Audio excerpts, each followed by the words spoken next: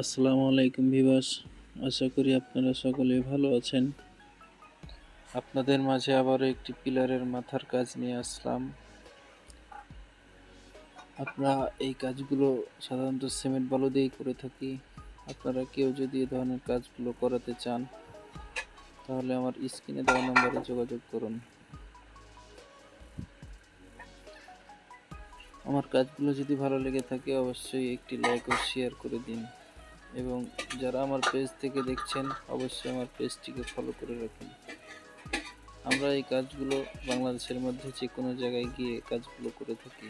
আপনারা কেউ করাতে চাইলে আর স্ক্রিনে দেওয়া নম্বরে যোগাযোগ করুন।